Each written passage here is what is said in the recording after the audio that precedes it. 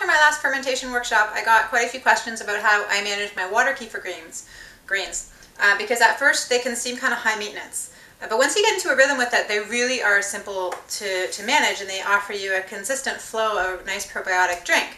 So I just wanted to show you how I manage them in my kitchens.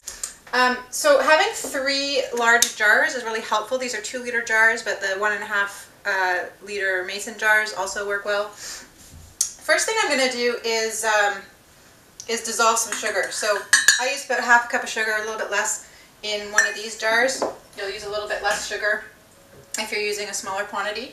And sugar dissolves best if it's dissolved in warm water, so that's just, I didn't bring it to a boil, I just warmed it up a little. And just swish it around to get it dissolved. It doesn't have to be completely dissolved, seems to work just fine as long as it's just partially dissolved. And you don't want to put your water kefir grains into a warm environment like this, so what I do next is just cool it down with the rest of my water.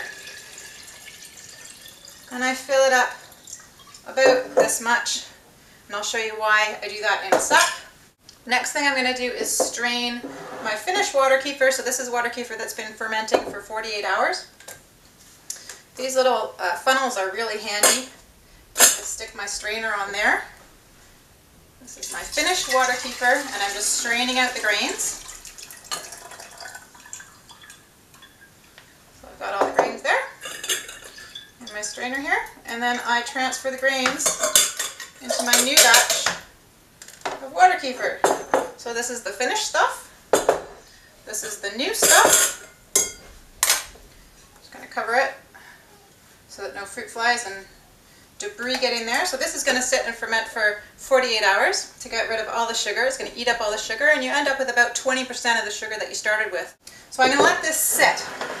Now what I do with this finished water kefir is, this is why I left some room at the top there, I'm going to flavor it with some fruit juice. You can use any kind of fruit juice, nectars, whatever you like. Just experiment with different flavors. You can also experiment with how much you want to put in. So I've added some fruit juice. You can play around with, I usually add about a cup or so.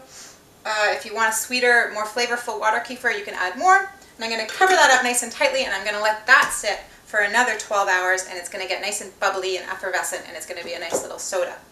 So the way I set it up is I usually do this at night, do this transfer at night, so I know that it's going to be a nighttime when I'm going to, 48 hours later, it's going to be at night that I'm going to do this whole scenario. And I can usually figure out whether it's been, 1 night or 2 nights. And don't freak out if you think it's been 3 nights, it's fine, or even 1 night. If you don't remember, just do it. So I do this transfer at night, and then I let this sit until morning, and then I have my nice drink in the morning. And this usually lasts us for a couple of days when it's ready to do another batch. Okay, so that's how I manage mine. It takes about 30 seconds of my time. Great source of vitamin C, B vitamins, probiotic. Super great during flu season to keep the immune system strong. Gets the digestion going in the morning, so it's a great thing to have at breakfast. And I encourage you to try it out. Okay, take care. I'll see you at one of my fermentation workshops.